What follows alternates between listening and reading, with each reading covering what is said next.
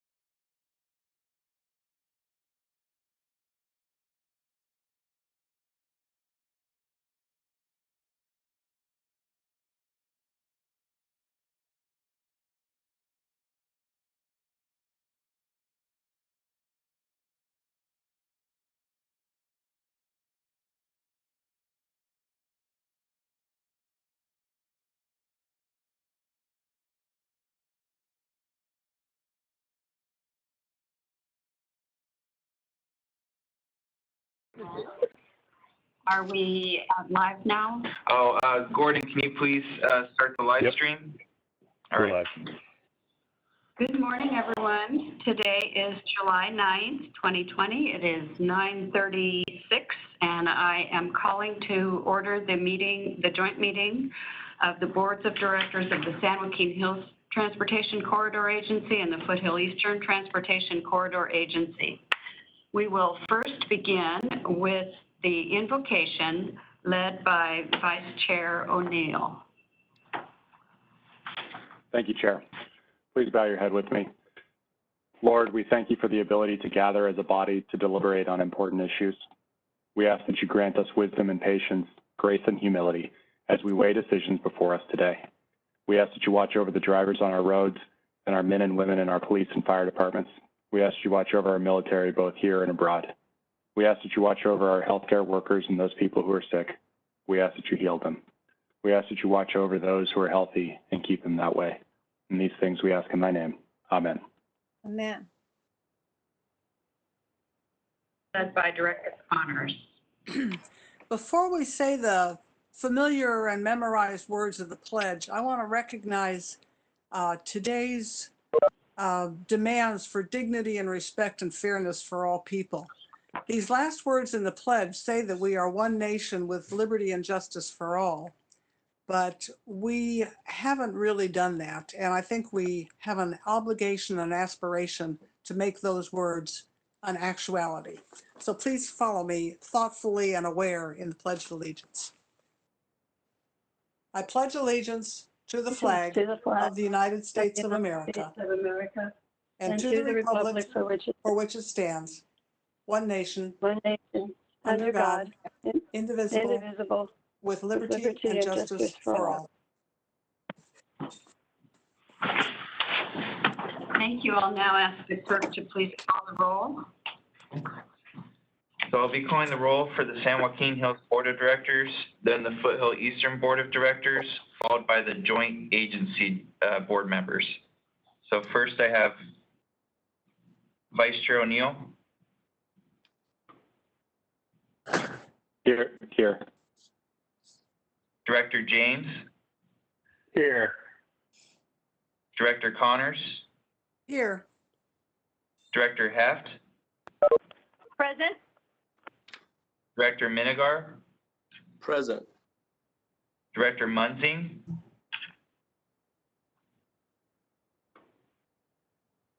Director Munzing.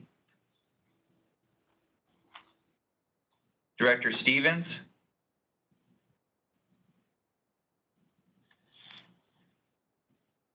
Director Stevens. I saw him. Yeah, I see he's here. Okay, Director. One up. Oh. Director Stevens, if you could say something for us again.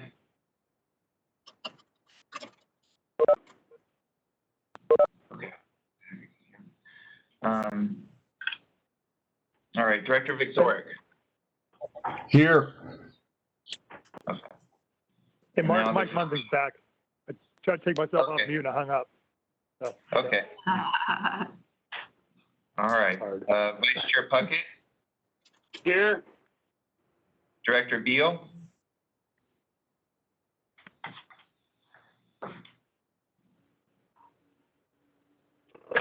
Sorry for the delay. I'm here. Okay. Director Chafee. Present. Director Wong. I'm here. Director Kring. Here.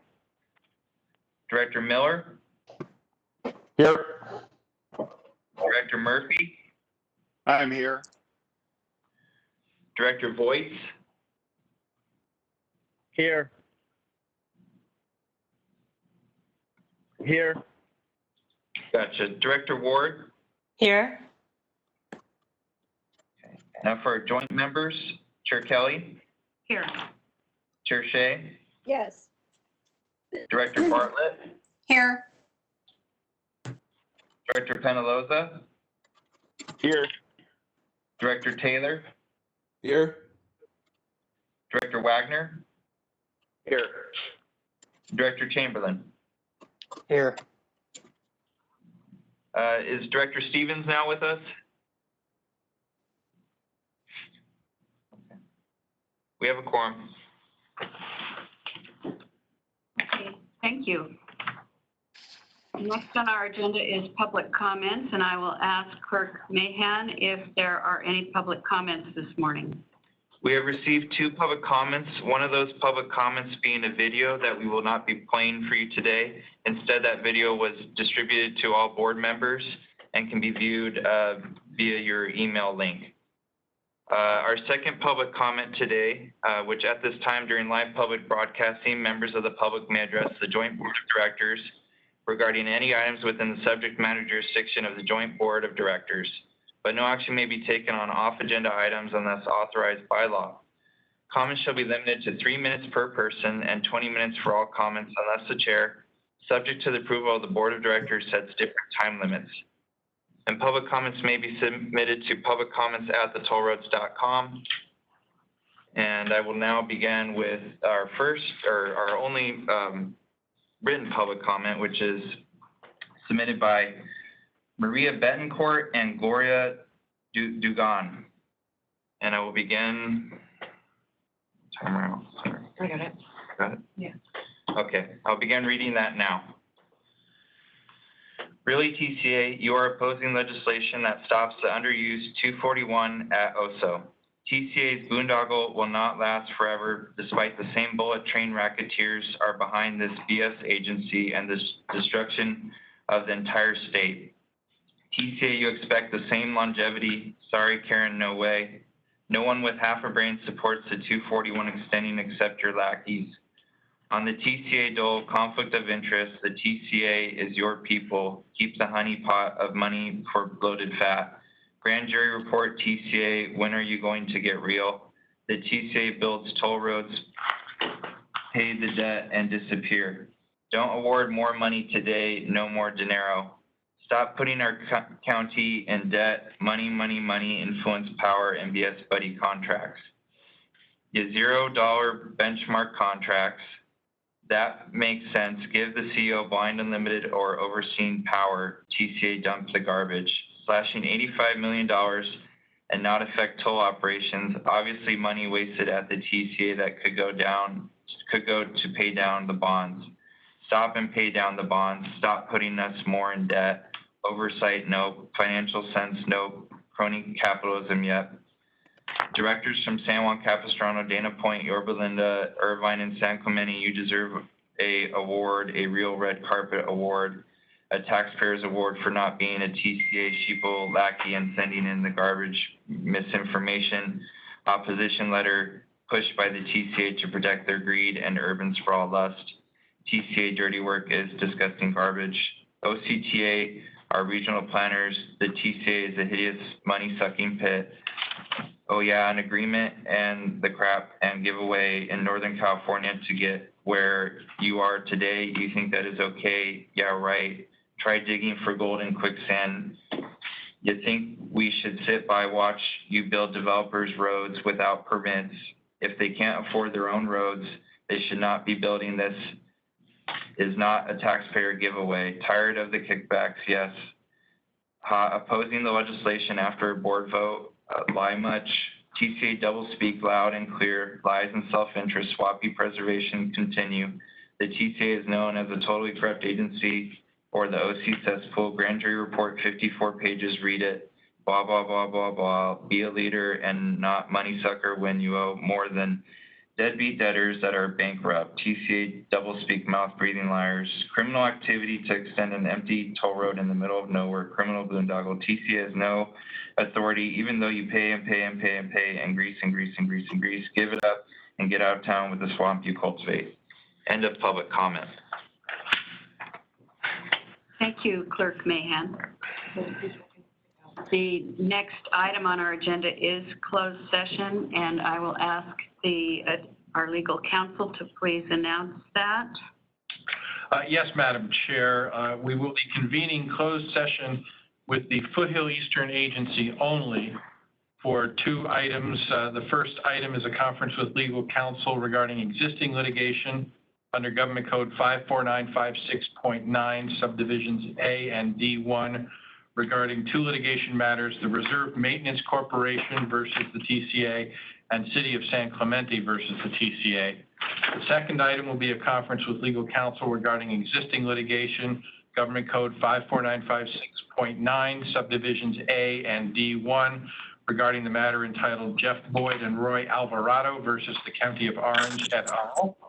We do anticipate reportable action, and I would note just logistically that as we begin the closed session, Director Ward will not be present for an initial part of the closed session, and we will then inform Director Ward when that portion of the closed session discussion has concluded, and she will join the closed session with the rest of the directors.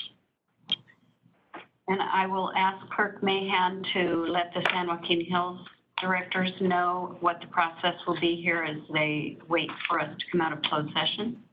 Right, so I'll be placing all the directors within a lobby, so please do not hang up or leave the meeting. You'll be within that lobby. And then once our closed session period ends, like legal counsel stated, I'll be returning everybody into the lobby. So you don't need to press anything or do anything. I'll do all that for you.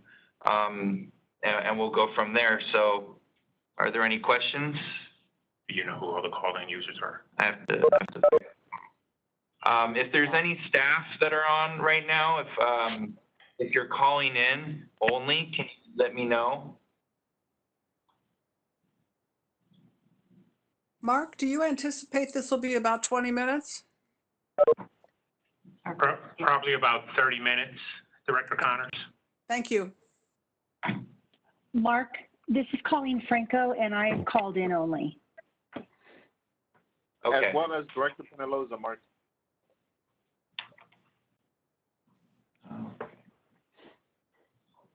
Yeah. You're on both, Director Penaloza, so you're within the closed session. The only board members that I'll be moving to the lobby are Vice Chair O'Neill, Director James, Director Connors, Director Heff, Director Minigar, Director Munzing, Director Stevens, and Director Vixoric. Okay. Excuse me, Mr. Clerk, you have to move Kathleen Ward also? Yes, and Director Ward, sorry. Thank you very much.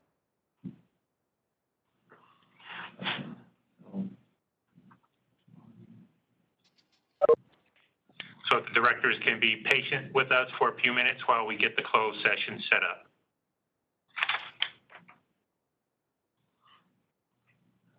Which staff do you want?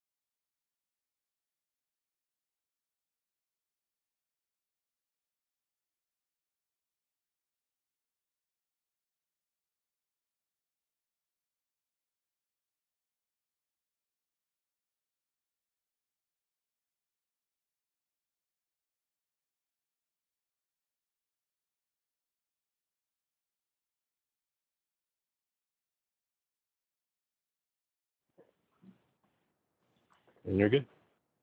All right. Okay, directors, we are back from closed session, and I will ask legal counsel, Mr. Joseph, to please give us that report of closed session. Thank you, Madam Chair. While in closed session, the Board of Directors of the Foothill Eastern Transportation Corridor Agency voted unanimously to authorize legal counsel to defend the action entitled Jeff Boyd and Roy Alvarado versus County of Orange et al. Okay, thank you. All right, we now come to the consent calendar. I would just like to note that the minutes are on here. They have been amended. So our approval of the minutes will be approved as amended. And I will ask first for San Joaquin Hills consent calendar, which is items number 1 through 4. Would any directors like to pull anything from the consent calendar? San Joaquin Hills. Madam Chair, this is Director Fred Menegar. I wanted to abstain from item number 3. I was not present at the special meeting. And I'd like to make a motion to move. I'll second the motion.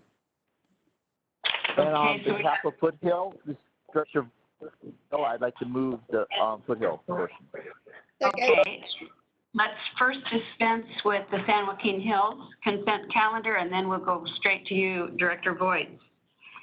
So we need to do a roll call vote of the San Joaquin Hills to approve the consent calendar, items number 1 through 4.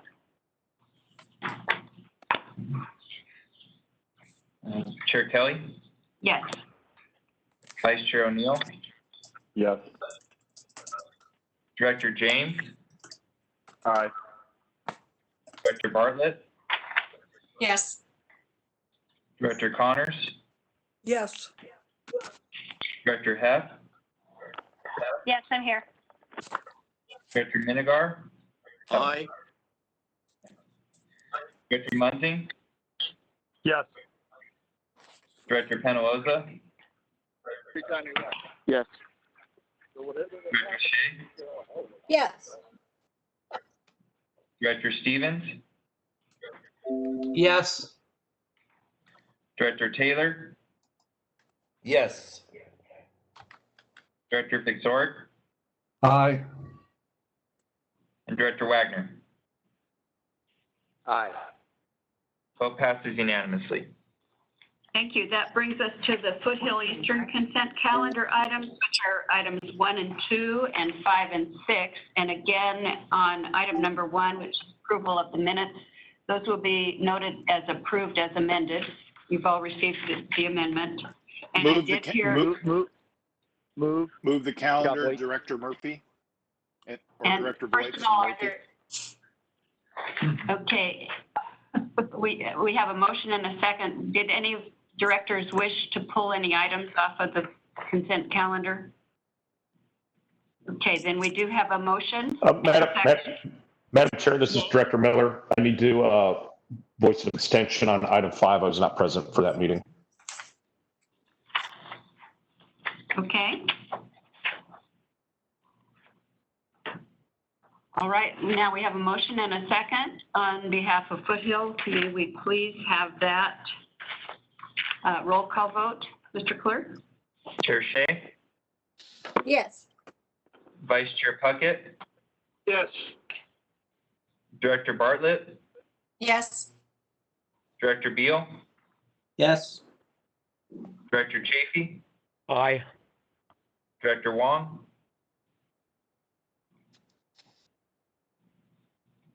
Director Aye. Director Kelly, Yes. Director Crane, Aye. Director Miller, Aye. Director Murphy, Yes. Director Penaloza, Yes.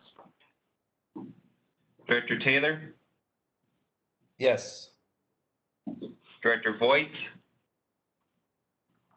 Yes. Director Wagner, Aye. and Director Ward. Aye. Vote passes unanimously. Okay, that Motion has passed, and we now come to board business. Our first item of board business will be item number 7. May we please have that report on item number 7, Mr. Johnson? All right. Thank you, Madam Chair, and good morning, directors. Unfortunately, this item is to request that the Foothill Eastern Board of Directors amend the recently adopted budget for this fiscal year. The budget amendment is necessary for the agency to continue to defend itself against the lawsuits filed by the City of San Clemente and the Reserve Maintenance Corporation. Next slide. As way of brief background, the lawsuits were filed in 2017, years before the formal environmental process was started for the South County Traffic Release Study, which actually began in 2019. In January of this year, the agency received a positive court ruling, which we thought would bring some closure to this matter. Additionally, in March of this year, the agency concluded the formal study with a recommendation to advance for further evaluation only a single build alternative 22, the untolled extension of Los Patrones Parkway as an arterial. The board further directed staff to submit all final documentation and hand any advancement of this alternative off to the County of Orange within 90 days. In April, following the court ruling and formal conclusion of the study, a settlement offer was put forward that included a mutual waiver of attorney fees and costs with TCA and the City of San Clemente and the Reserve. Again, with the thought that this matter was behind us. Regrettably, the City and Reserve declined the settlement offer and continued to pursue their litigation against the agency. On June 11th, the same day the board adopted the budget, the court granted the City's and the Reserve's request to continue litigating and re-arguing some of the items we had previously received positive ruling on. Next slide. The lawsuit and continued litigation not only impact Foothill Eastern, but it also impacts 4 state agencies, the various environmental groups who were part of the historic settlement agreement, and our consultants who worked on the now concluded study. The continued litigation creates additional costs for everyone involved, and this cost creates a need for additional budget authority. Next slide. The adopted budget for FY21, as you are aware, is extremely lean, reflecting the board's direction to scale back our expenditures and the economic challenges of the pandemic. An assumption in the budget was that this lawsuit would be fully closed by fall of this year, but it appears that the City and Reserve are intent on continuing the litigation, which may now drag into the middle of next year. The agency's continued defense requires additional budget authority, so staff has the following recommendation. Next slide. So it is recommended that the Foothill Eastern Board amend the annual budget for fiscal year 21 in the amount of $600,000 to continue to defend the agency in the litigation. And that budget would be reflected in resolution number F2020-006, entitled A Resolution of the Board of Directors of the Foothill Eastern Transportation Corridor Agency, amending the budget for fiscal year 21. And we would further request that the board formally direct the agency's general counsel to seek reimbursement of legal fees expended to date from the City and the Reserve HOA. And that concludes my report, Madam Chair. Thank you, Mr.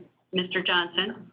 I just would like to say I think it's very unfortunate and notable that the City of San Clemente initiated litigation before the formal environmental process ever started, and now is continuing to pursue this legal action.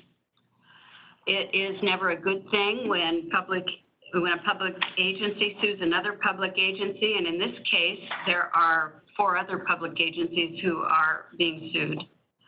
And especially when they hadn't even seen how the environmental process would play out. So the entire litigation has been a waste of time and resources and has been very costly. I would hope that San Clemente remembers its strong support for Alternative 22 and would reconsider dropping the lawsuit. But I think we do need to give our attorneys the resources needed to continue to defend the agency. Are there any board members who have comments? And as a reminder, this is Foothill Eastern only matter. Any other board members? Madam Chair, this is Director Ward. Director Ward? So obviously, I'm going to be voting no on this. I also agree it is a waste of money and time for all of these agencies to be in this litigation. The City of San Clemente, I want to go on record that we have continually tried to settle this matter, and we've done that. I want this on the record. We proposed 3 things that could settle this lawsuit and not have this money go forward. One is removing the state mandated state highway from the Streets and Highways Code that is inconsistent with local action taken by this board in 2016 and 2019 to end the green alignment and to support Los Patronos Parkway. We support that action that the board took in March. We also floated an amendment to ensure that SB 1373 does not impair this agency's ability to collect development impact fees, and that was incorporated and will be in Senator Bates's bill 1373. Number 3, our city, to help the rest of the agencies that are in this, we propose an amendment to the 2016 settlement agreement with the Safe San Onofre Coalition that A, Alternative 22, the untold extension of Los Patronos Parkway as a county arterial, falls within the definition of post-settlement alignment in the parties' 2016 settlement agreement, and B, TCA's decision to fund or otherwise participate in the implementation of Alternative 22 in lieu of SR 241 immediately triggers TCA's obligations under the settlement agreement to fully fund the $28 million Habitat Conservation Fund and to implement the conservation measures in the 2016 settlement. I think these 3 things go a long way to settle this litigation, and I think that the report very narrowly focuses everything against San Clemente on this, and it is not accurate. While in January, you reported by Nossaman that you received a favorable ruling, I was at that court date and I heard what the judge said. He did give, those were pretrial motions, and he said, I will give you my decision in the future. And he was supposed to give opinions that San Clemente had asked on. When he did give that favorable, he neglected to give his opinion. Because of COVID, San Clemente could not go back in and get those clarified. So yes, you had your favorable ruling from January, but only because of COVID. And when the judge did come back and saw and took on the motions and the arguments that San Clemente made, he gave a different ruling. And so that is why I disagree with what is being clarified here and characterized by the attorneys to the board members, because I think they don't have a clear picture of what happened in court. So what I would like to do is I would like to make a substitute motion that instead of the $600,000, that this board enters into an agreement with the Safe San Onofre Coalition with the A and B alternatives that I read. And so I like that completely in the record, what I read, A and B. We have not had a motion on the floor yet, so is that a motion? My motion is not to waste $600,000 in litigation that can be solved if this board would just get together and do that. But my substitute motion is that the Foothill Eastern Agency enters into an agreement with the Safe San Onofre Coalition, providing that A, Alternative 22, the untold extension of Los Patronos Parkway as a county arterial, falls within the definition of post-settlement alignment in the parties' 2016 settlement agreement, and B, TCA's decision to fund or otherwise participate in the implementation of Alternative 22 in lieu of SR 241 immediately triggers TCA's obligations under the settlement agreement to fully fund the $28 million Habitat Conservation Fund and to implement the conservation measures in the 2016 settlement.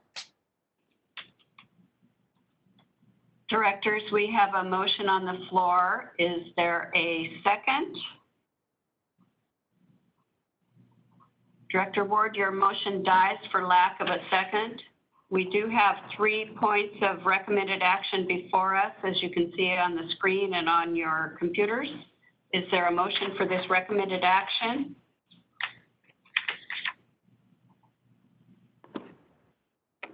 So moved, Director Puckett. Director Huang seconds. Director Puckett moves, Director Wong second. And is Question, this is Chair Shea. there any discussion on this motion? That's like Director Shea. Yes, Director Shea. Director Shea? Yes, just a quick point. So my understanding is if we can, after some discussion, which we can't get into, but if we do come to a point of resolution and settlement, this 600,000 is really only going to be spent up to if needed. Is that not correct? We're not just going to That is correct. It's possible that it would be less or that it could be settled at all, but the intent here is to provide that money as needed in order to defend the agency. Okay, yeah, I just want. It very well could be less, but at this point, we have to plan on that $600,000. Okay, up to. Okay, thank you. Any other discussion on this?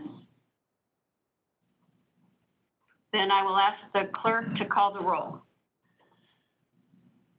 Chair Shea, Yes. Vice Chair Puckett, Yes.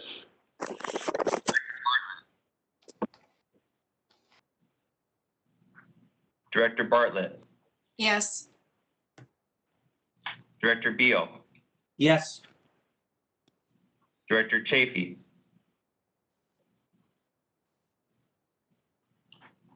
Director Chafee,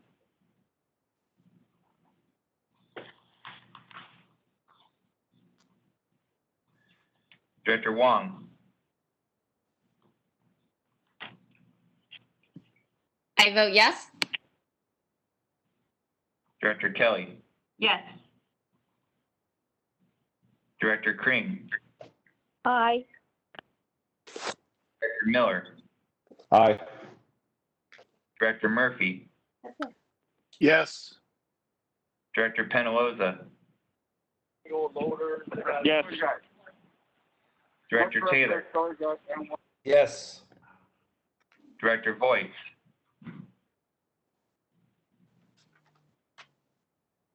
Director Voight, Yes. Sorry about that. Director Wagner, Aye. Director Ward, Nay. Director Chafee. Vote passes, noting the absence of Director Chafee and the dissent of Director Ward.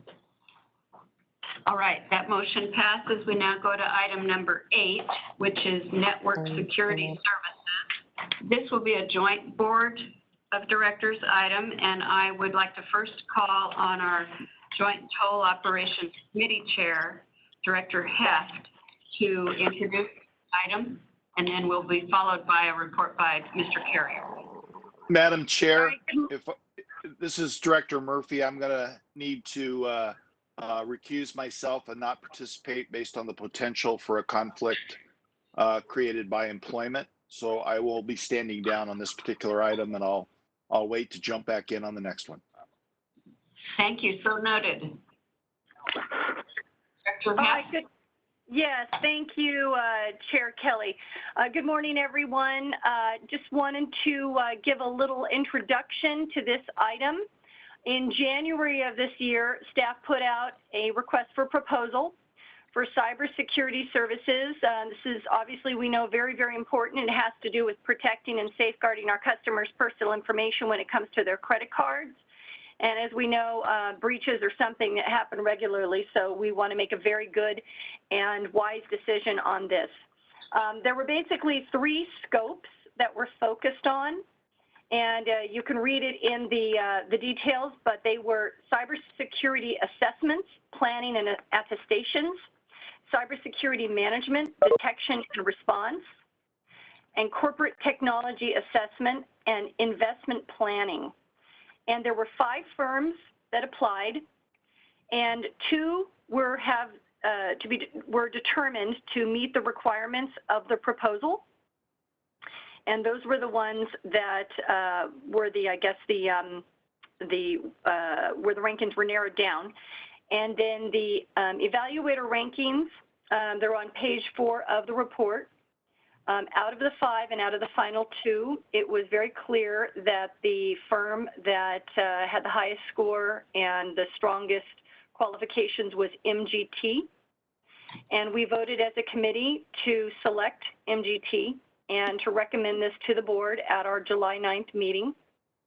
And I will go ahead and ask Mr. Carrier to give us a little more details on that. Thank you, Director Heff. Good morning. I'm Rick Carrier, the Interim Chief Toll Operations Officer, and the item before you is the Network Security Services contract. Next slide. I'm on slide 14.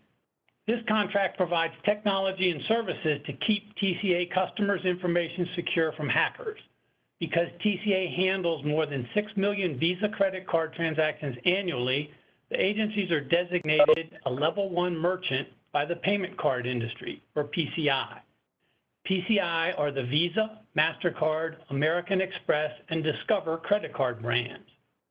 Those PCI card brands develop a comprehensive and stringent set of rules and requirements for network and data security that our credit card processor requires the agencies to adhere to. A core component of the more than 300 PCI data security requirements are the ones that need to be met by the services provided through this Network Security Services contract. Next slide, please. A request for proposal was issued in January, and the agencies received 5 proposals.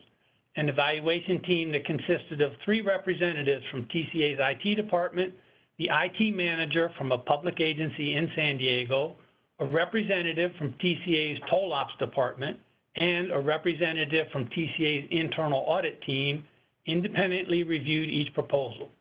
The evaluator scored the proposals based on their assessment of the experience, capability, and qualifications of the proposers to be able to perform the work. The technical details of the solutions described in the proposals, perceived risk, and price. Next slide. On slide 16, initial scores were submitted to the contracts department, and then the team met to discuss the initial evaluations and shortlist firms to be interviewed. All 5 proposers received the same instructions, and 4 of those firms submitted proposals that addressed all of the PCI Level 1 merchant requirements. The evaluation team agreed that the solutions provided by 2 firms, TrustNet and MGT Consulting, met the security requirements required for a PCI Level 1 merchant at a reasonable price. One of the other proposers had a good solution, but it was almost 3 times the cost of the rest of the proposals. The remaining 2 proposals either did not describe a complete solution, or their solution did not meet the PCI requirements for a Level 1 merchant. The initial evaluation phase narrowed the field of competition, and the top 2 firms, MGT Consulting and TrustNet, were shortlisted to participate in the second phase of the evaluation. Next slide. For the second phase, the evaluation team and the contract administrator conducted conference call interviews with each of the shortlisted proposals. As part of this phase, the shortlisted firms further highlighted their experience and the strengths of their technical solution and answered questions from the evaluation team. After the interviews, the evaluation team unanimously agreed that MGT's solution offered the best value to the agencies.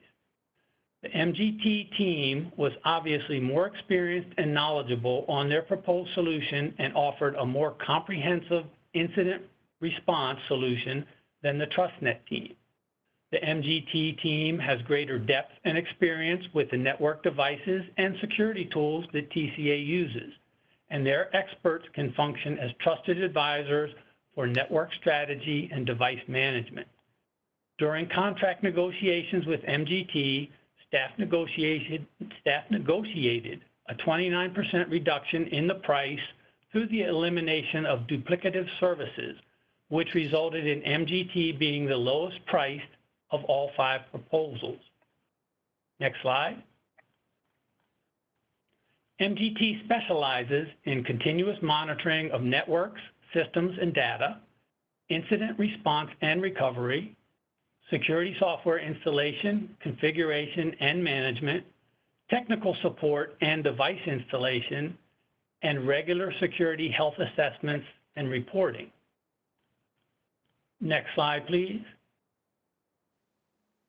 A notice of intent to award was transmitted to all proposers on June 3rd. On June 10th, staff received a message from one of the proposers challenging the recommendation to award the contract to MGT Consulting. The protesting firm expressed concerns about MGT's experience and qualifications to perform the work. The item was removed from the June 11th board meeting agenda pending resolution of the protest. Staff performed additional due diligence and confirmed the experience and qualifications of the proposed team and re-verified that the proposed solution meets or exceeds all PCI Level 1 merchant security requirements. As a result, the CEO denied the protest. Next slide. In summary, an experienced team of 4 IT professionals with decades of network and data security experience who have gone through multiple PCI audits, along with our internal auditor and I, reviewed the 5 proposals. The in-depth, detailed, comprehensive nature of the MGT proposal got them to the second phase of the evaluation process, where other proposers fell short or priced themselves out of consideration. During the interview phase with MGT's technical experts, the same team of evaluators dug deep into MGT's proposed solution, experience, and qualifications. The results of that interview led to unanimous agreement by the evaluation team that the talented, highly skilled MGT team was more than capable to perform these services and offered the best overall proposal for the agencies. The MGT solution was vetted by our external PCI auditor. It minimizes transition risk, meets or exceeds PCI requirements, it enhances TCA's existing security tools, and provides increased levels of protection. Next slide, please. The Joint Toll Operations Committee recommended that the San Joaquin Hills Board of Directors authorize the CEO to award contract K001349 to MGT Consulting Group for a 3-year term with 2 one-year extension options for a not-to-exceed cost of $334,160. The committee also recommended to authorize the CEO to execute future amendments to this contract for up to 10%, $33,416 of the above authorization without further action by the board, and authorize the CEO to reallocate the aggregate not-to-exceed costs for this contract to each agency as determined annually based on reasonable assumptions and methodology. Next slide, please. The Foothill Eastern recommendation mirrors the San Joaquin recommendation with the exception that the not-to-exceed cost for Foothill Eastern is $501,240, and the 10% contingency is $50,124. With that, Madam Chair, I'd be happy to answer any questions.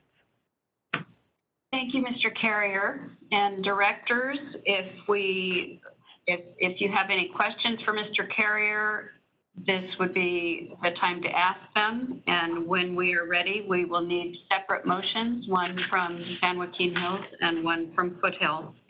Are there any questions or comments by directors at this point? This is Director Taylor. I have a question. This is Director Fred Menegar. Thank you, Mr. Rick Carrier, for an excellent presentation. I'm very pleased that you've gone through all the loops and hoops to make sure that we get the best consulting team with the best price structure. So I'd like to make a motion on behalf of San Joaquin to move the item. Second. I have a Vinegar question. made the motion, and the second was by Director Shea, Chair Shea. Is there any I have a further question. questions by San Joaquin Hills? This is Then, Gene James. I have a question. Oh, Director James, go ahead.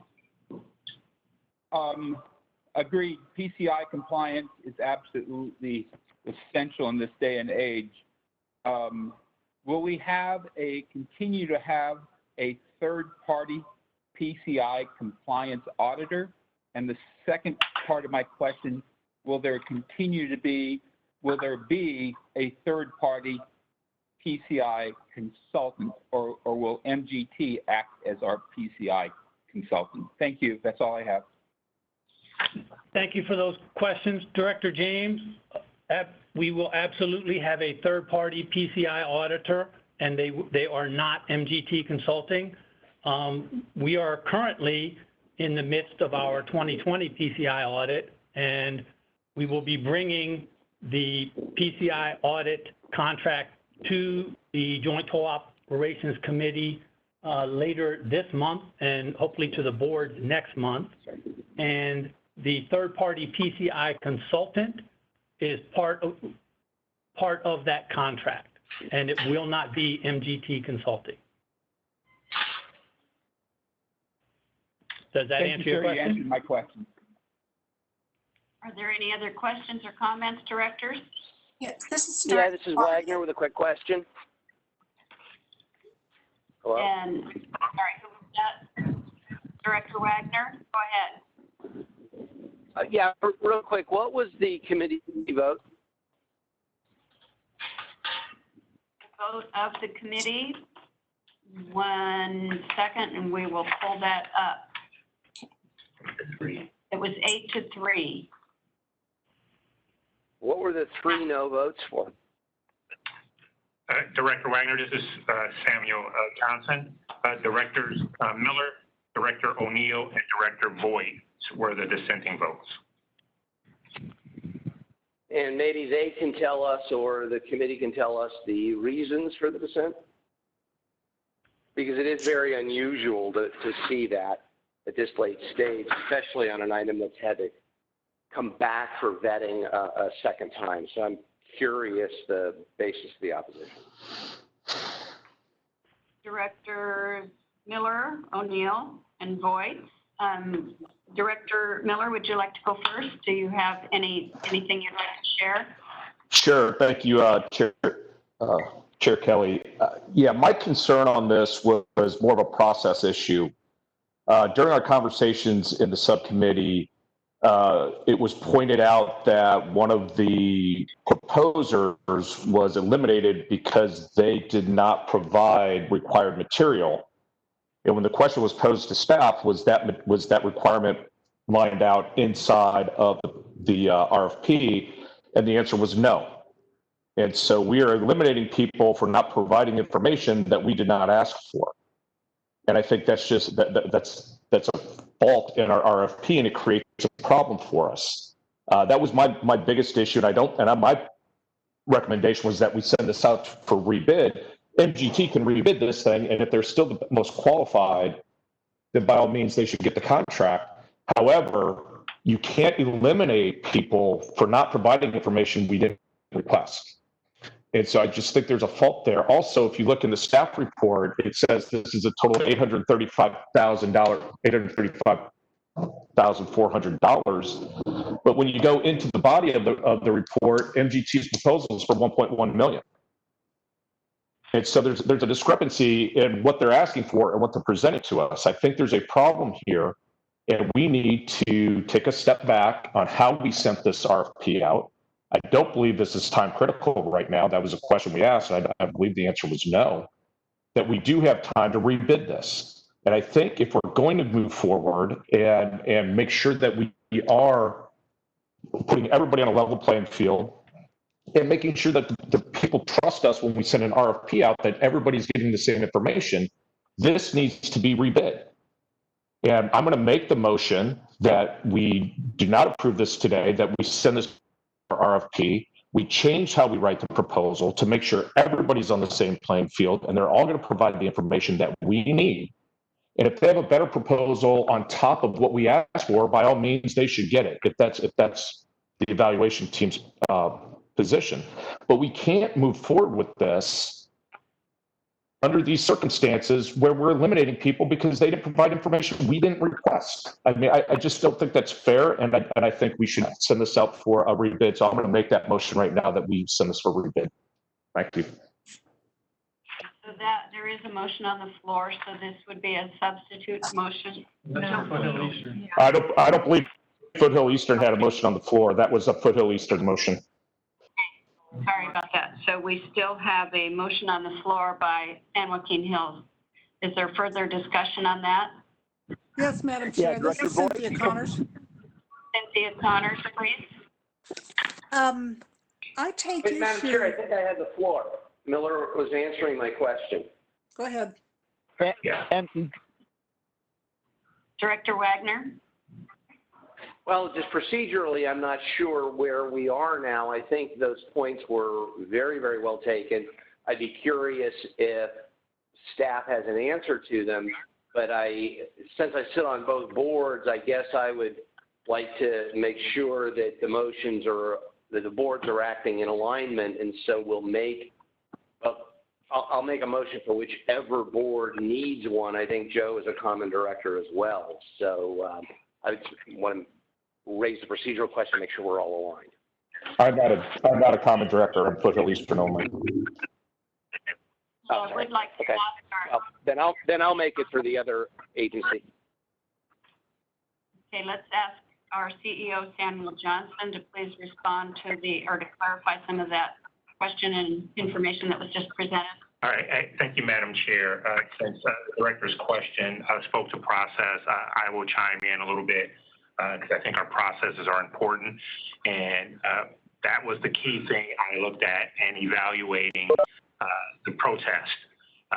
So in reviewing our process, it was very clean. The information that was provided to all the proposers, all potential proposers, was the same. And I wanted to be clear that no proposer from the 5 was eliminated. All 5 proposers were evaluated, but the top 2 ranked proposers in terms of their score advanced to the second phase. The proposer who submitted the protest, their evaluation was not as strong because their technical solution was not as complete as others. So I don't want the board to have the impression that our process is we have checkbox requirements and then we eliminate folks based on those checkbox requirements. That was not this type of procurement.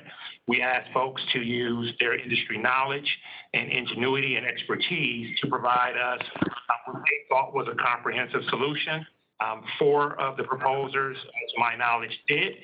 1 proposer, unfortunately, their solution was not complete. So I wanted to make sure we pointed out that. In addition, I believe, Mr. Carrier, if you can clarify on the contract value question that was put forward, I believe what happened between the 2 numbers that were cited, their initial proposal was higher, but staff did a good job in negotiating price and got the 29% reduction in cost. That's correct. And that's on page 2 of the PSR, the $1.1 million value in the PSR for MGT was their proposed price. And then item number 2 says after final evaluations, staff negotiated the reduction in fees to $157,080 annually. So that's where the difference in the values come in. Okay, thank you, Mr. Carrier. And then in terms of the last comment that I wanted to address in terms of this item being time critical, this item is somewhat time critical. Staff is providing our advice to the board on who we think is submitted the best overall solution to do the work. Of course, the board can choose to go a different direction. However, if the board was to direct us to rebid this item, we would need authorization to extend the current contract because it would go beyond our existing policies and authorities and would require board approval. And then we work through that rebidding process, but we would need time and authorization to continue existing services to do that. So just in closing, again, from the interim CEO's perspective, I looked at the process thoroughly. I also engaged our executive, Mr. Mike Chesney, who oversees our contracts function. He dug into it, as well as our attorneys. So we did exercise all due diligence, not only around looking at the proposer, but also looking at our process. And the others who are engaged are available for questions if any board members have them. Thank you, Mr. Johnson, and that is. Madam Chair, this is Director Miller. I was in that meeting. That is not the discussion that was had. It was very clear that why that company was not advanced to the second round was because they were missing information that was not requested. That was the conversation. So to sit there and say that the process was fair, they didn't provide something that wasn't requested. And that's why they were not advanced. There was a long conversation about that. I take great, issue with what our interim CEO just said. That was a very different conversation in that subcommittee than what he just presented. Okay, so that's why I voted no on it. I still think this needs to be rebid because I don't think the process was fair for those reasons that I stated earlier. And so, the subcommittee had a different opinion about that. That's fine. But I'm pointing it out that is not what was had. You can go back and listen to the recording of that, where it was very clear that they were missing components that were not asked for and was never clearly defined in the proposal. So if we're going to send these things out and eliminate people, we do need to have a check the box proposal. You need to meet all of these requirements or you're not moving on. And then you can provide your unique solution on top of that. So, but to say that, it wasn't a check the box so we can do this becomes smoke and mirrors again, guys. I mean, it really it starts to give the perception that something's going on behind the scenes, and that is something this agency can't handle or take any more of. And so that's why I'm taking great exception to this. Madam Chair, may I speak? This is Chair Shea. Go ahead, Chair Shea. Okay, so I appreciate Joe's enthusiasm, but I will tell you, one of these firms has been lobbying board members. And the honesty, instead of attacking our interim CEO, what's really going on is we have a firm that's lobbying board members to get this contract and override staff's recommendation. So I disagree with what you're saying, Joe. I appreciate your comments. We've been through this over and over again. Staff has reviewed it again and again. I believe that their process has been very fair, but we've spent several years ago, we spent time going over this issue of outside firms coming and lobbying after an RFP goes out. It's not inappropriate to do it prior, that they may be coming and applying for it, but once you're through the RFP and then it comes out, to be calling board members to throw rocks at our staff is completely inappropriate. And I completely disagree with what you're saying. I think staff did a very good job. They had layers and layers of review and then reviewed it again and still came up with the same conclusion. And I don't know, Janine, if you want to speak to it or one of our staff wants to speak to this, but that's what's really going on here. We have a firm trying to grab this contract. Chair Kelly, this is Director Huang. I just have a question or maybe some clarification, just so I understand the process. So Director Miller is saying that there is, this firm that was crying foul was denied because they didn't submit, additional documentations that then my question is, because the RFP didn't request it, it doesn't necessarily mean that it's a flawed process. My question is, the other firms, did they submit the same, those information? If those firms submitted that information on their own, then, and this, rejected firm chose not to or wasn't aware, it is not so much that the process was flawed. It is just because this firm decided not to submit it,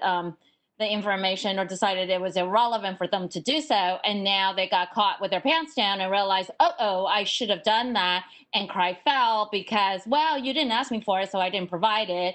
And while the other people did, other firms that went the extra steps should not be punished just because somebody decided not to do to put in the work for extra credit. I guess that would be the way to say it. And I haven't heard so much that our TCA's RFP is flawed or the process is flawed. It's whether or not an applicant decided to provide additional information that was not requested and somebody was crying foul that it's not fair. They didn't. And instead of recognizing that their own fault for not providing that information.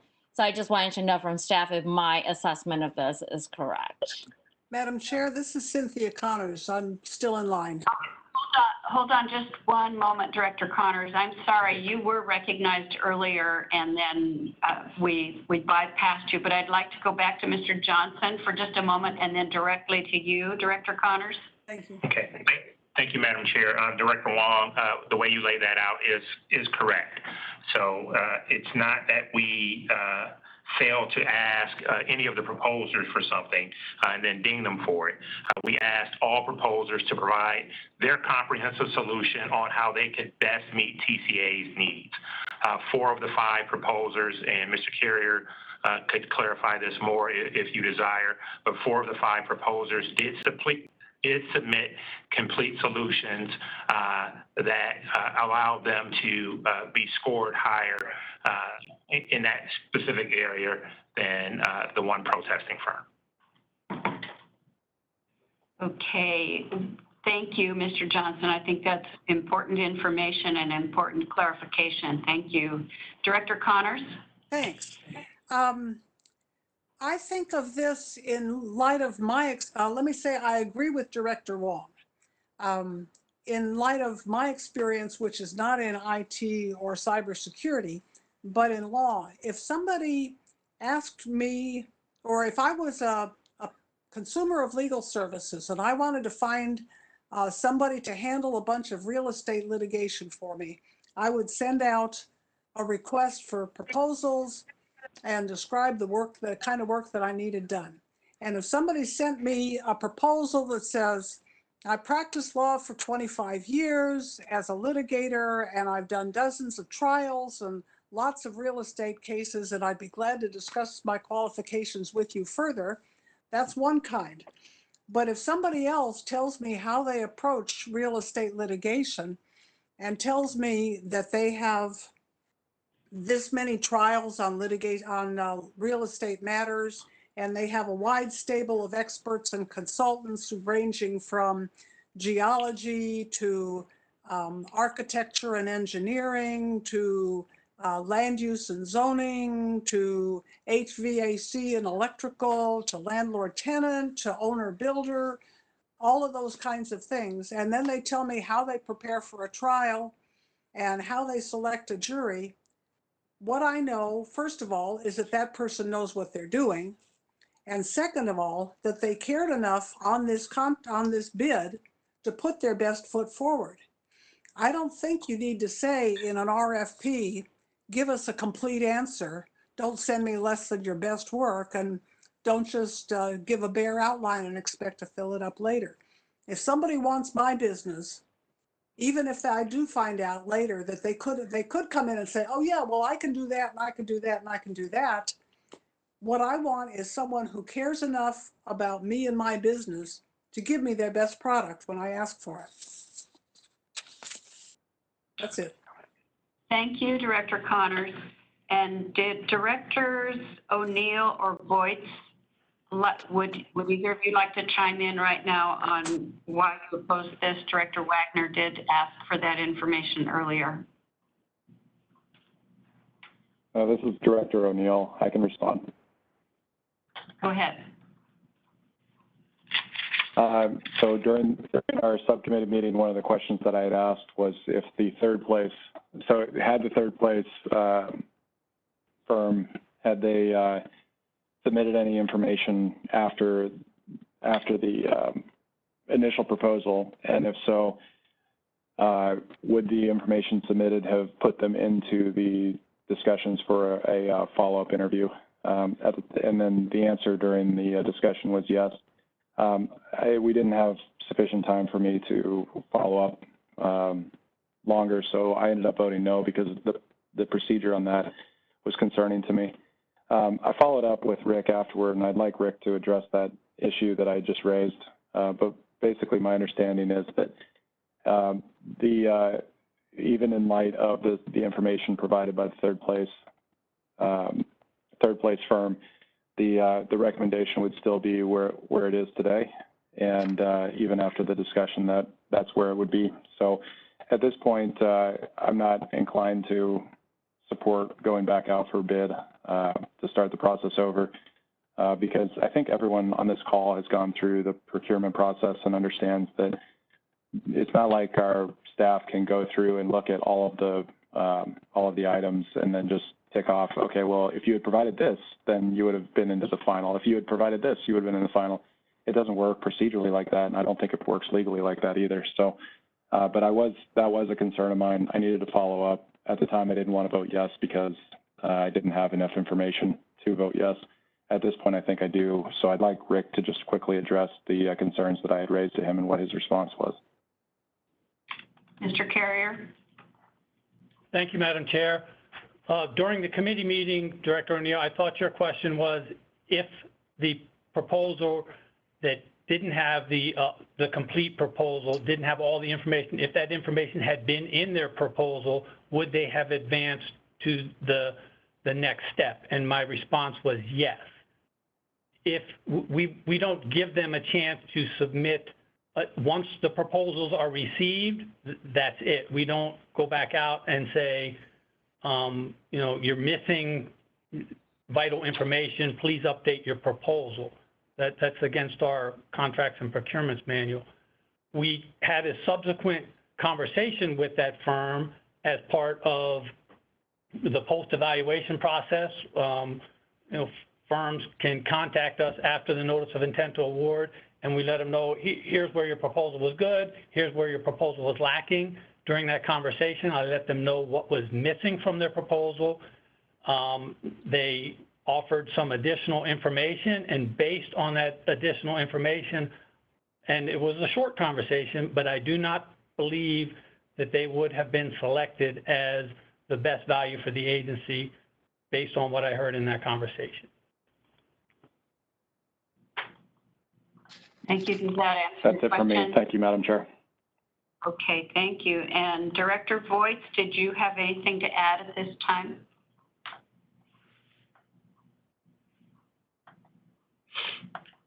And maybe we have, are you there? We've lost Director Voigt. Is he on mute? Yeah, hi, Director Kelly. This is Director Heft, and I did want to weigh in as the toll ops chair. I would agree that what Director Wong said was put pretty well, and that is that all of the firms were given the same information and the same instructions. And I think the process was pretty fair. If one of the firms, did not end up coming back with what was requested and the other firms did, I think it was a pretty fair playing field. Now, the one thing I did want to ask about, because I was a little confused about, and that was Director Muller's the point that he brought up about how the 800,000 full contract is really over $1 million. And I think we should address that because we definitely want to have our ducks in a row in terms of what the actual procurement amount is. So we're all on the same page on that. I have a response to that. This is Go Cynthia. ahead. Director Fano. I recall that when staff was reporting on this, they said that they were able to negotiate it down from over $1 million to under $1 million by eliminating redundancies or duplications in the bid. And I'd like to go back to staff. That was what he said in his original presentation. Thank you, Cynthia. That makes sense. You let them know. Thank you, Mr. Carrier. That's correct. Madam Chair, this is Director Voigt. Yes, thank you, Director Voigt. Okay, must have been on mute because I've been trying to get through the whole time and you guys had me on mute. So I was hearing you all, but you couldn't hear me. So my observation is there was a challenge because of the high point value the evaluators scored on based on their assessment of the experience, capability, and qualifications of the proposers to be able to perform the work. The firm that is now before us, MGT, just completed a merger last month or the month before that actually puts them into a category where I feel comfortable that they are a viable. But before that, because of their lack of experience in the technical field of where we are here, and we have so much of the personal data of our users and the public on these databases that I think it's really important that we look into that. And I think that when you guys selected, when staff selected, or the scorers scored this, they gave extra points where it shouldn't have been, because right here, the evaluators scored on the proposals based on their assessment of the experience, capabilities, and qualifications of the. And I don't think the MGT had the experience that was needed at that time. I'm not saying that they don't now, but the fact is I think that the process was flawed, and I'd like to have a point of information. Do they have a travel budget coming from Sacramento of over $20,000 annually to come to Orange County to speak to us? That's a $20,000 per year that I'm seeing in a past document. So is that a true statement? Thank you, Director Voigt, and we will ask Mr. Johnson to address that. Okay, thank you for your question, Director Voigt. I'm going to call on part of our legal team, Nancy Nossaman, to talk about the process and specifically as it pertains to folks proposing as a single entity or as a prime with subs and how that plays into our evaluation. Can you guys hear me? Yes. Yes. Yeah. So I guess just one overall point on how best value procurements work. I think that the discussion has generally been accurate, that what you do in a best value procurement is you say, here are the minimum requirements you need to meet to get into this game. And it's then up to the proposers to look at the evaluation criteria and understand what the agency is asking for, what the agency needs to see to be able to decide who's the best answer for this project. And so based on what I have observed of this project, we are in fact in that mode. Now, the question that was just asked was whether the fact that there was a recent merger is something that somehow creates an issue for this procurement.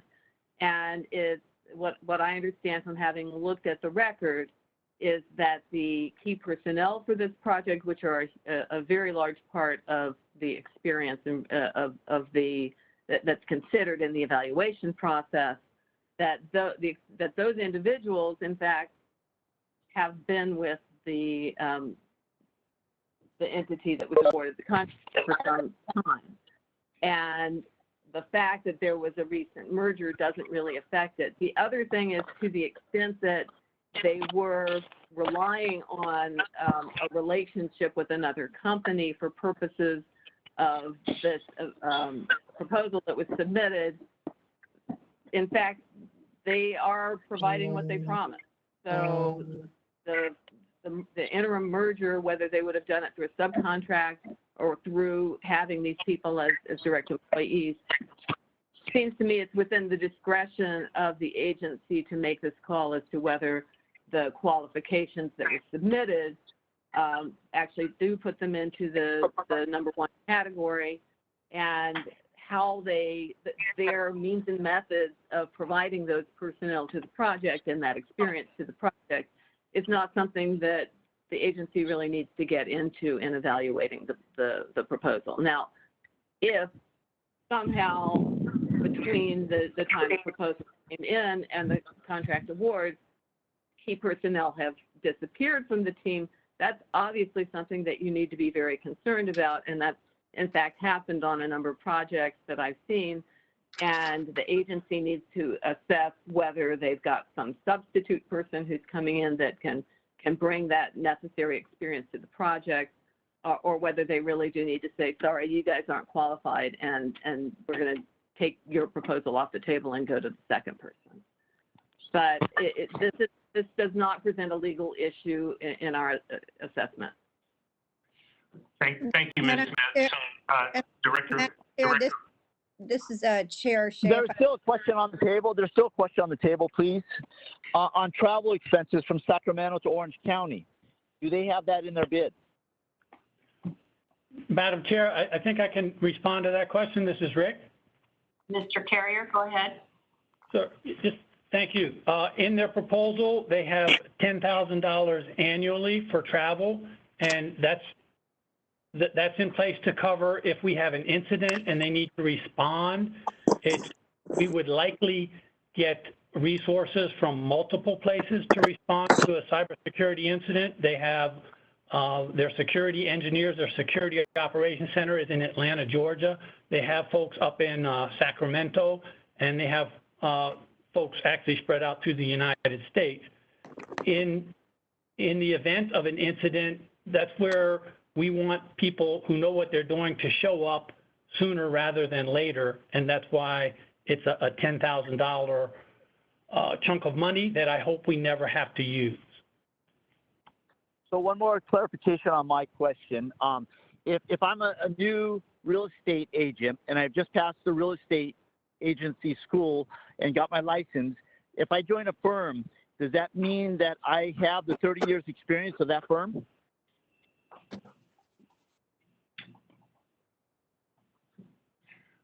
So, Mr. Carrier, thank you for your question, Director Voigt.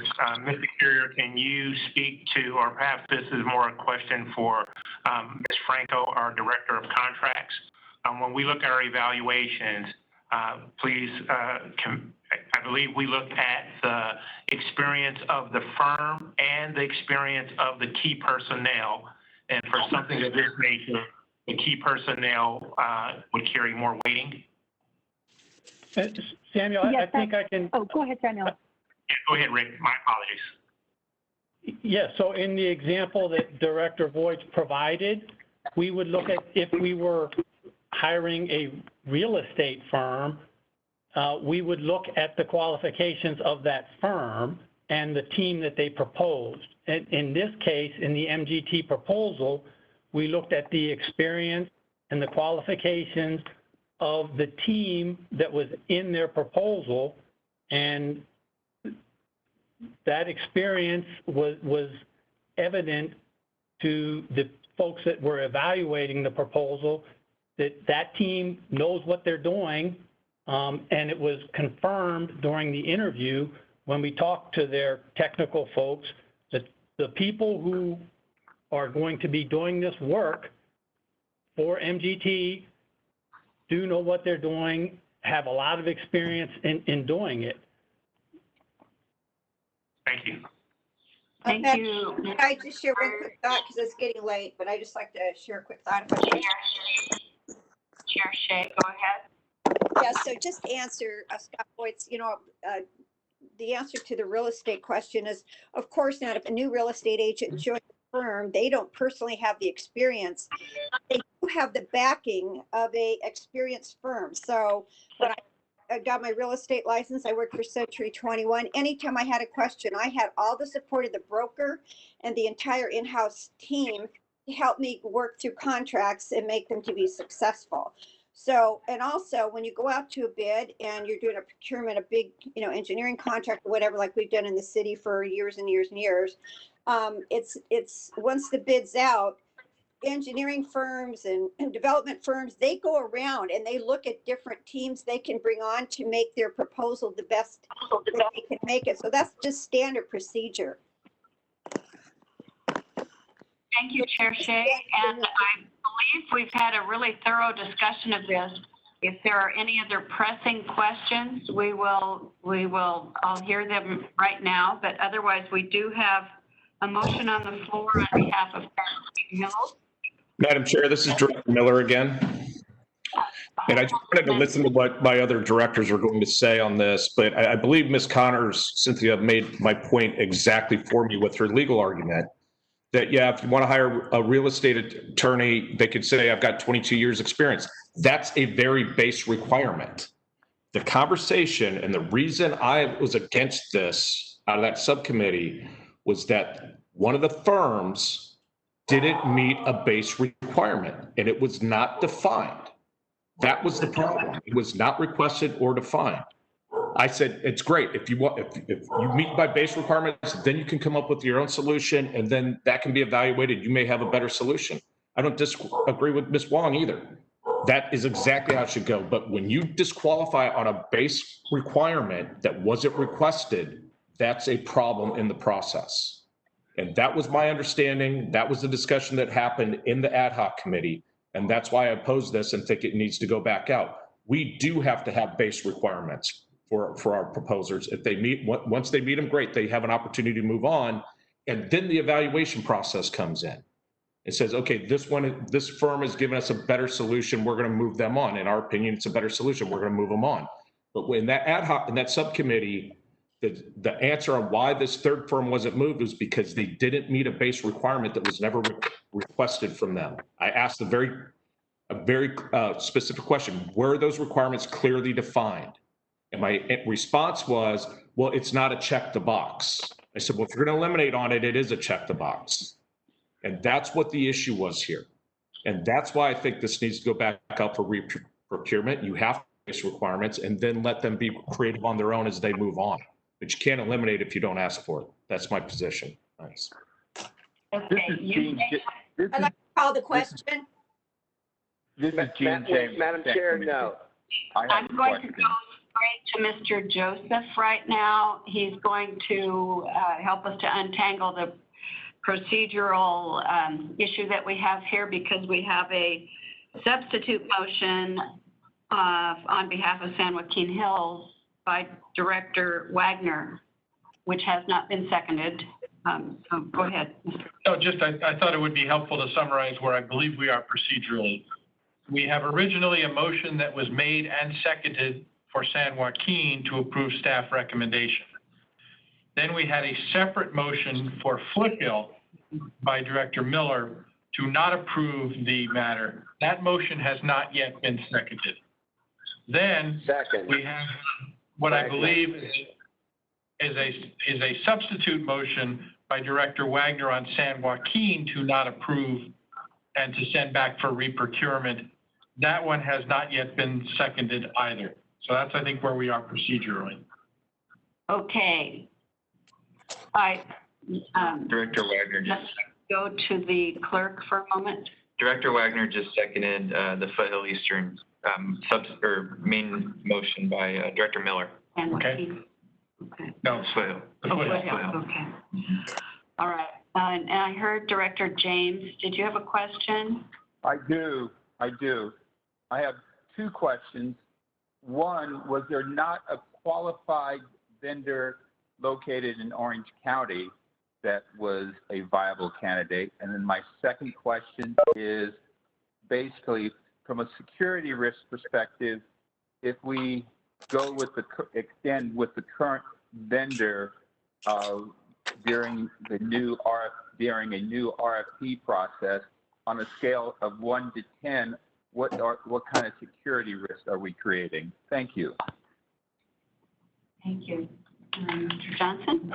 Mr. Carrier, since I don't recall all 5 of the proposals we've sent, we received, can you respond to whether any of those were from Orange County? Well, one of the proposers has offices in Orange County. And then can you respond to Director James's second question regarding the performance of the existing contractor? Is their performance sufficient for us to extend the contract? We could extend the existing contract. I don't know if I could quantify it on a scale of 1 to 10, but we've been using them for the past 2 years. I don't think we're in any grave danger if we would continue to use them for another 6 months, 8 months. Okay. And we have successfully passed our PCI audits, correct? We have successfully passed PCI audits using our existing contractor 2 years in a row. Madam Chair, I guess the only other comments I would share, again, staff is providing its advice to the board, and the board's going to make its decision. It's just that when we come to procurements, when industry has the impression that we are not sticking to processes and it appears political in nature, it does impact our ability to get good proposals as we move forward. So that's a consideration. But if the board, if the majority of the boards feel that the process was not clean, staff understands that, and we can work through the reprocurement. However, in my assessment, our attorney's assessment, and our executive team's assessment, the process was clean. But again, this is our advice to the board, and we'll take whatever direction you provide. Madam Chair, thank you, Mr. Johnson, and I'm very comfortable with the procedure that we have gone through, and I think that Mr. Johnson makes a really good point there, and we need to really give this some concern. I am totally comfortable with this recommended action, and I think at this point we need to take these motions and go ahead and vote on them. I think we've heard from everyone who would like to speak. Madam Chair, it's Director Bartlett. Director Bartlett, go ahead. Thank you. Well, I'm glad the question was asked relative to the auditing firm versus the firm performing the work. They're two separate entities, so that solves any conflict of interest issue. But with regard to the completed packages that were submitted, where one firm didn't provide some information, when you consider that there were 5 firms that responded, 4 of the 5 firms did comply and provided everything that they needed and wanted to provide. So it's not as though we've got half the respondents that didn't provide certain bits of information. 4 out of 5 firms provided that. And whether they stood at the ranking at the top or the bottom, it doesn't make that much difference. But the point to make is that 4 out of 5 firms went ahead and provided that on their own. So that's, I think, a significant fact. Thank you. Point is very well taken. I totally agree with you. And at this point, then we will go first to the substitute motion. Madam Chair, no. Madam Chair, I've been very quiet and very patient after having been accused by Mayor Shea of raising these issues because of lobbying. And I want the record to be absolutely clear, because then it got parroted back by our interim CEO that we're making this process look political. I have not been lobbied by a soul on this contract, and the implication is offensive from Mayor Shea, and it's offensive from the interim CEO that we're making this political. One of our directors has raised significant concerns, and it's very, very telling that Nossaman proceeded to say only, oh, I think you're legally okay, when the issue isn't legality. The issue is whether it is morally acceptable for us to ding someone for something we didn't ask for, even if all the others may have provided it when they weren't asked either. So there is nothing wrong with us saying this thing smells to high heaven, we ought to reject it, we ought to go back out, and maybe staff learns the lesson that they not delay stuff and do it so poorly and make our committees have to think it, rethink it, take it back again, so that we don't find ourselves in a position that we now need to extend the existing contract if we want to make a switch. There are reasons this organization has come under the scrutiny of the grand jury. There are reasons that members of this board believe this organization needs to tighten up its procedures. Do you all remember just last night we got minutes and revised minutes and recalled minutes? Our procedures are, let's just say, lax, and this is a big ticket item where those lax procedures are going to come back to bite us if we're not careful. Madam Chair, may I please quickly respond, because I never accuse Supervisor Wagner of anything, but we have had board members admit that they've been lobbied. So that was my comment, had nothing to do with Supervisor Wagner. The issue isn't lobbying. The issue is Joe right about what actually transpired in the committee meeting.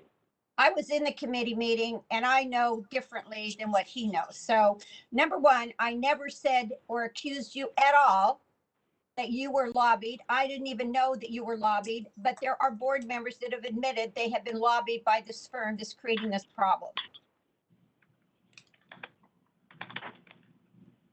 Okay. I want all the questions, please. Okay. Yeah, I do believe the question's been called.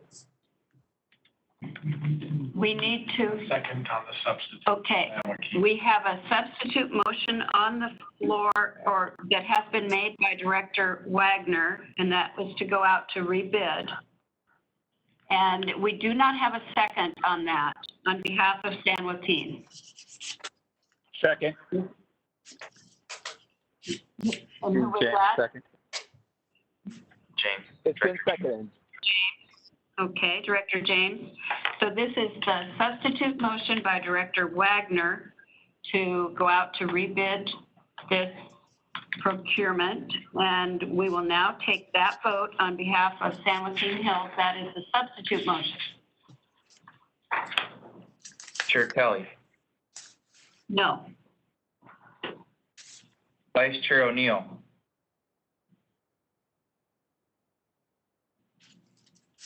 No. No.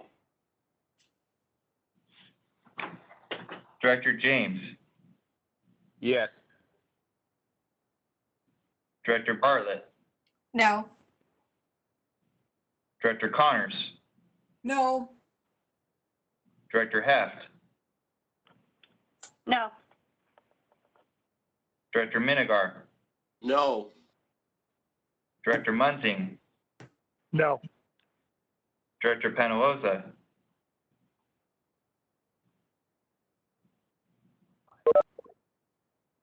Director Penaloza.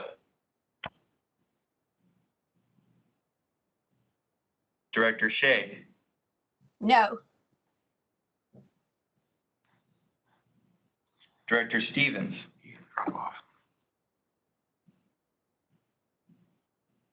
Director Stevens. You had to drop off. Oh, Director Stevens. Director Taylor. No. Director Vixoric. No. Director Wagner. Aye. That motion fails with, we'll try Director Penaloza again. Okay, motion fails. Okay, and the no votes were? The no votes are Director James and Director Wagner. Okay, so this motion has failed. We can go back now to the original motion, Madam which Chair, was. point of order, point of clarification. The no votes were everybody but Wagner and James. Maybe this Correct. is one of the reasons we got 4 different or 3 different drafts of the minutes. The yes votes were Wagner and James, the no votes were everybody else. Thank you, Director Wagner. We'll go back now to the original motion by Director Minigar for the recommended action, the 3 points, and it was seconded by Director Shea, and we'll have a roll call vote on that. Chair Kelly. Yes. Vice Chair O'Neill. Yes. Director James. No. Director Bartlett. Yes. Director Connors. Yes. Director Heft. Yes. Director Minigar, Yes. Director Munson, Yes. Director Penaloza, Director Shea, Yes. Director Taylor, Yes. Director Vixor, Aye. Director Wagner. No. Vote passes noting the dissent of Director James and Director Wagner and the absence of Director Stevens and Director Penaloza. Thank you. All right, we will now move on to the Foothill Eastern recommended action, and we do have a motion from Director Miller. And that motion again was to rebid and to rebid the procurement, and that was seconded by Director Wagner. Is there any discussion on this? Then may we please have the roll call vote for Foothill Eastern?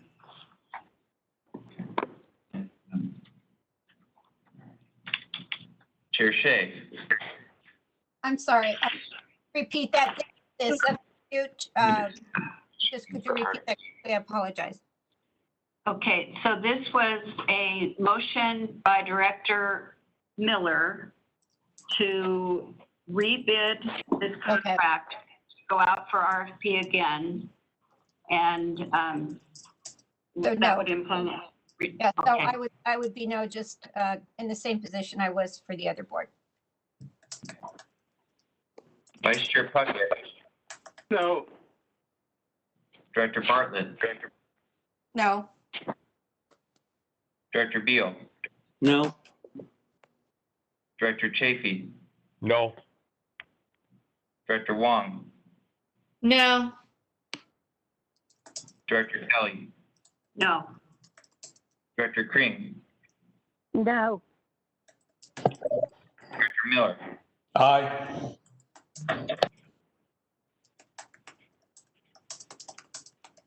Director Penaloza,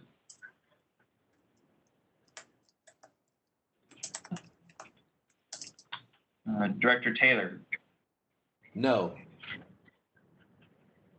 Director Voight, Yes. Director Wagner, Aye. Director Ward. Aye. That motion fails, noting the recusal of Director Murphy and the absence of Director Penaloza.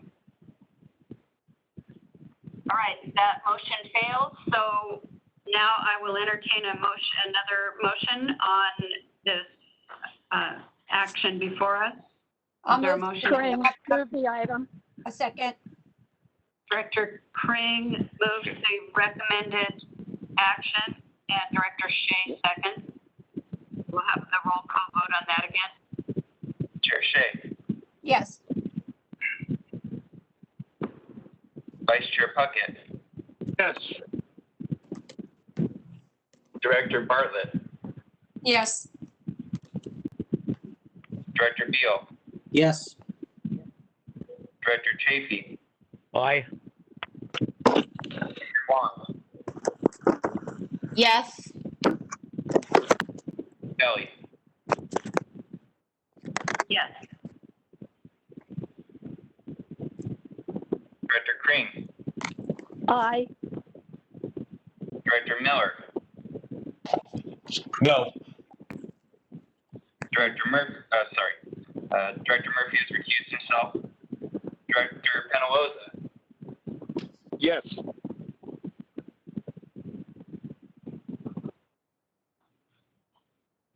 Director Taylor, Yes. Director Voight,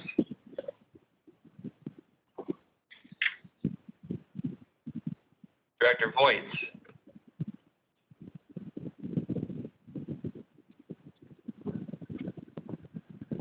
Director Wagner, No. Director Ward, No. motion passes noting the dissent of Director Miller, Director Wagner, Director Ward, and the recusal of Director Murphy, and that's it, sorry.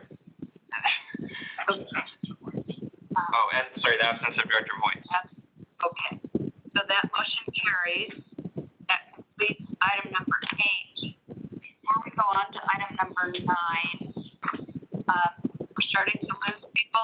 It is almost 12:30. I would like to ask Mr. Johnson or your attorney if item number 10 can be, we put that off to the next meeting, or do we? Sure. Okay. Yeah. All right, then I will recommend that we delay on item number 10, and that was a change in the rules of order, basically switching from Rosenberg and identifying Roberts as the parliamentary procedure which we would follow. So we will put that one on hold, and we'll go now to item number 9.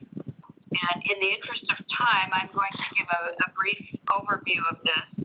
And this is the appointment to the Southern California Association of Governments Regional Council.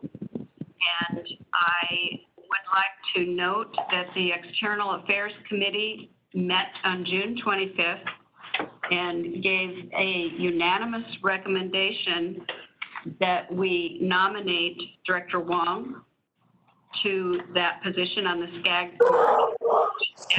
Madam Chair, I'll make the motion for Foothill Eastern to approve Director Wong. It's Director Miller. Okay. Madam Chair, I second the motion. Miniger second. San Joaquin. Oh, okay. All right, we do have to make these appointments individually by individual boards. So the first motion was by Director Miller on behalf of Foothill. Minute for San Joaquin. And was there a second on Director Miller's motion for Foothill? I'll second Mike it. Munzing, I'll second. Okay. That's Foothill. And then the motion on behalf of San Joaquin Hills was made by Director Minigar, and then a second is needed. I'll second that. This is Director Heft. Okay. All right, so we do have our two motions, and I'm glad we're on the same page. First, I would just like to say that we do need to have an appointee on this board, and it is, I'm very pleased that Director Wong is willing to do it, and she does an excellent job. She's very involved in SCAG, and she is interested in continuing her service. So let us first go to the vote by Foothill Eastern, and that would be to appoint Director Wong to continue as our representative on SCAG. So roll call vote, please, for Foothill. Chair Shea.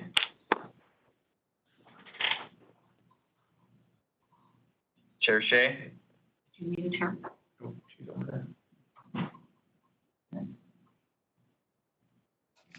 Vice Chair Puckett. Yes. Director Bartlett. Enthusiastic yes for Peggy. Director Beal. Yes. Director Chafee. Aye. Director Wong. Yes, and thank you, everyone. Director Kelly. Yes. Director Crane. Yes. Director Miller. Yes. Director Murphy.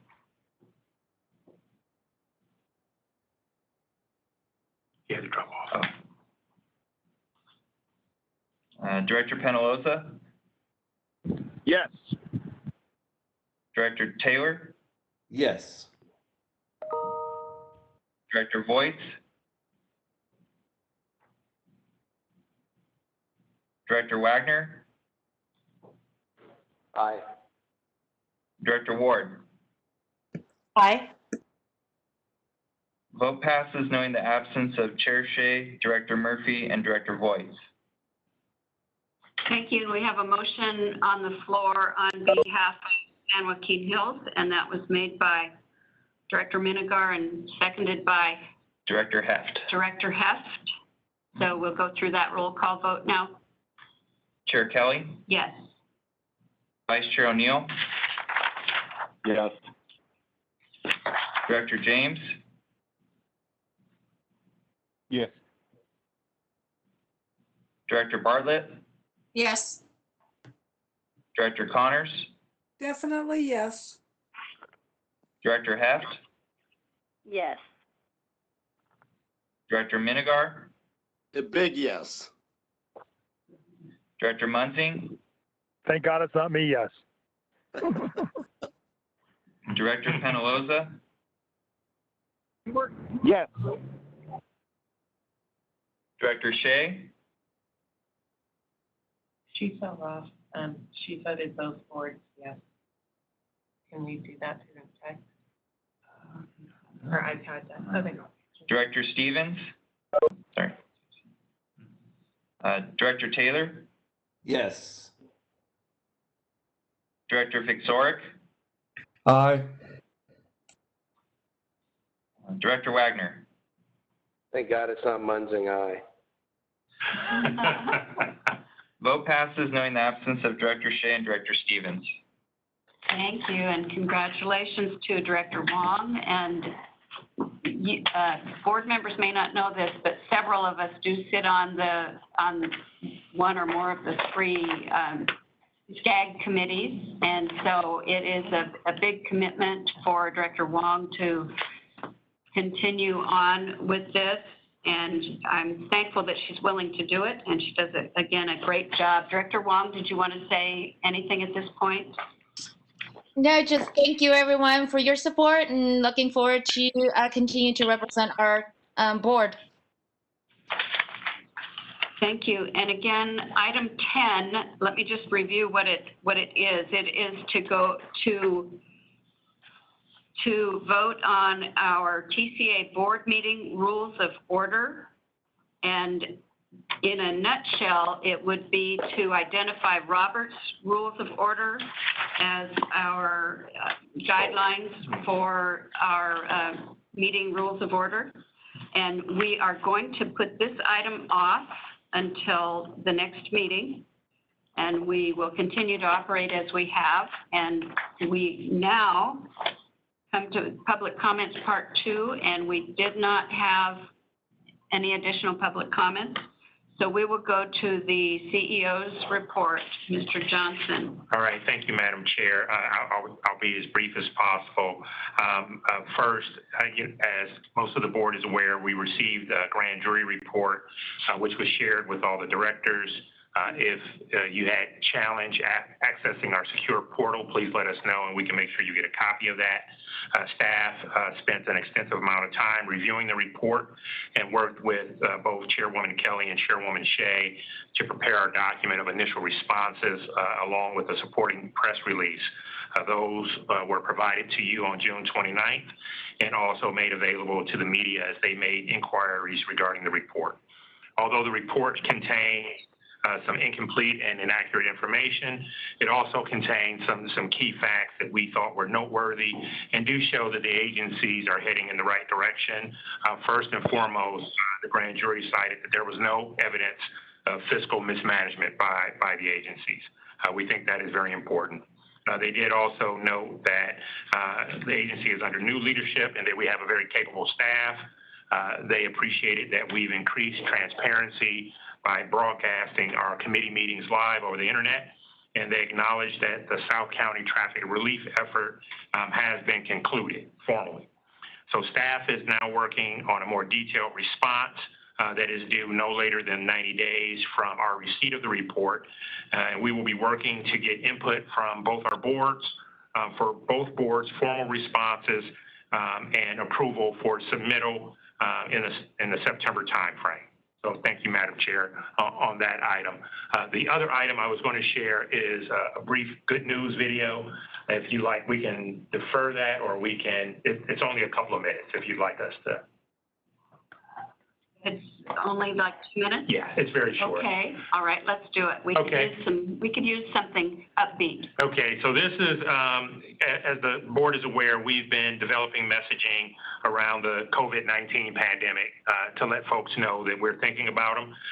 So we put together another video that highlights the good deeds and works of our directors and staff. So we'll show this video very quickly for you.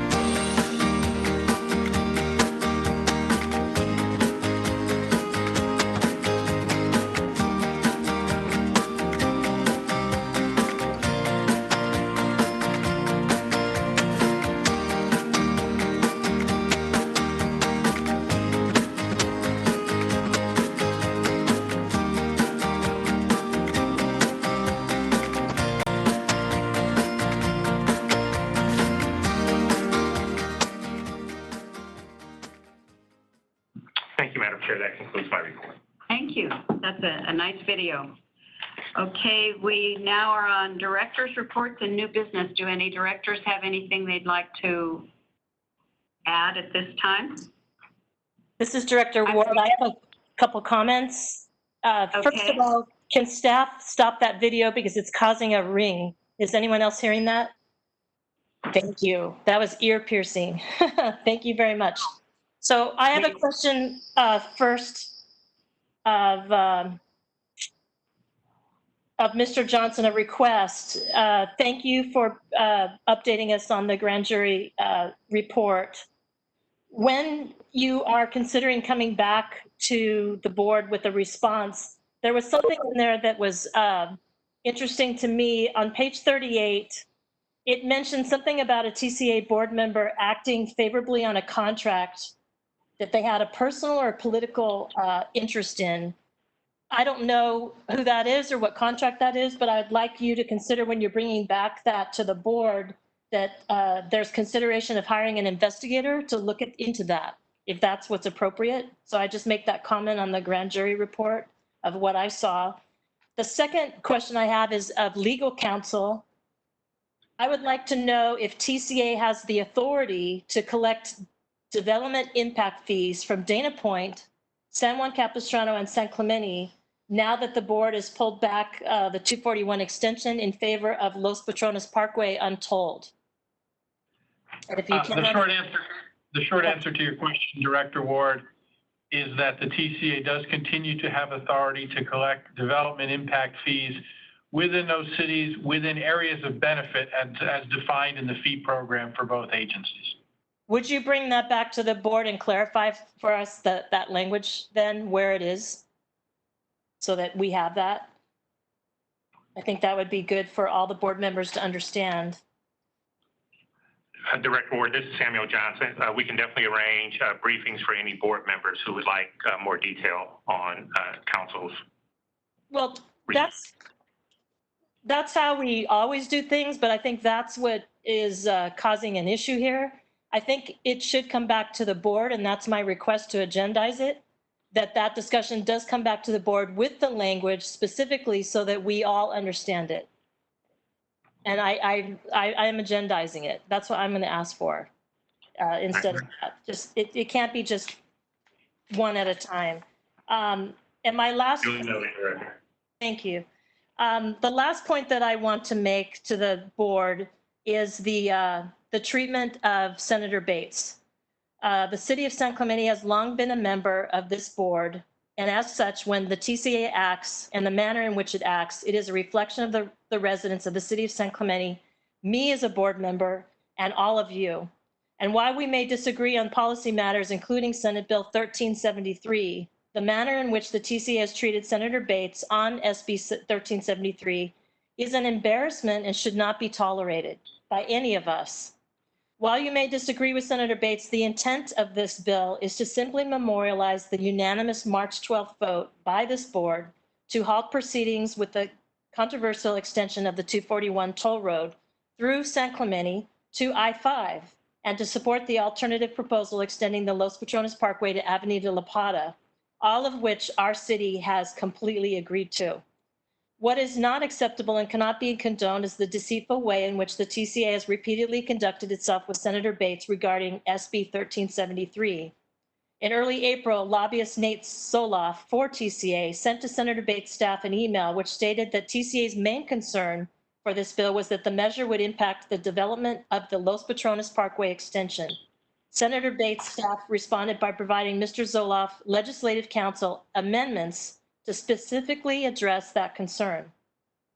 Despite TCA lobbyists having actively engaged Senator Bates' staff in accepting and preparing amendments, the TCA voted to oppose the measure on May 14th. On May 18th, Senator Bates convened a call that included several TCA board members she requested, Mr. Johnson, TCA lobbyist Nate Zoloff, and representatives from Orange County, the Orange County Transportation Agency, and the city of San Clemente. I was on that call. Senator Bates was encouraged to amend SB 1373 so that the measure deletes the state highway system from the portion of the 241 from state route south of San Clemente to Oso Parkway east of Mission Viejo. Based on that encouragement, she completely gutted and amended her bill to reflect that. A few days later, it was suggested that even though SB 1373 was deleting the state highway system, a portion of the 241, that San Clemente would continue to pay development impact fees. That's what my city was told in May was the concern of the TCA agencies. Senator Bates replied that she was willing to take such an amendment. That same day, Senator Bates' staff sent that amendment to the Legislative Council. On June 3rd, the TCA, despite Senator Bates and the city of San Clemente agreeing to support the TCA amendments to ensure that San Clemente pay the development impact fees, the TCA board voted to straight out oppose SB 1373. Despite repeated attempts to compromise, this board again voted to approve the measure designated to memorialize its own March 12th vote. You did that so today in agreeing to continue legal action. Repeatedly, TCA has asked Senator Bates to amend 1373, and repeatedly she has done so only to have TCA oppose the measure. In spite of those personal affronts to Senator Bates, perhaps because of them, of our actions, the Senate Transportation Committee voted in favor of SB 1373, 12-0, and the full Senate approved the measure on a vote of 24-6. Such action by TCA is an embarrassment. You do not ask a legislator to amend a measure, get that amendment, and then oppose the measure. I can no longer be silent on this, and I have been trying to cooperate and bring this attention to the board. This has not been okay. This reflects badly on the TCA and each member and everyone. The TCA should be ashamed that it would treat a former TCA board member this way, someone who has well served South Orange County for decades, and treat her with disrespect and contempt. I would hope that members of this board would contemplate what has been done in your name and that the board formally apologize to Senator Bates. And I ask the clerk to please put all of those comments and my requests on under my name, under director's comments. Thank you. Thank you, Director Ward. And just to be clear, I was not in on that meeting, and nobody had any authority to offer any compromises to Senator Bates in that meeting. And I was not in that meeting, so I cannot comment on what was said and what was not said. But this board needs to stand on the direction and the votes of the board members And we have been very clear on that. We've had thorough discussion at several meetings. And with that, we are well over time. I am going to go ahead and adjourn the meeting, and we will, did you want to respond? We will, during the meeting will be held again, the next meeting will be held on August 13th at 9:30. Meeting is adjourned.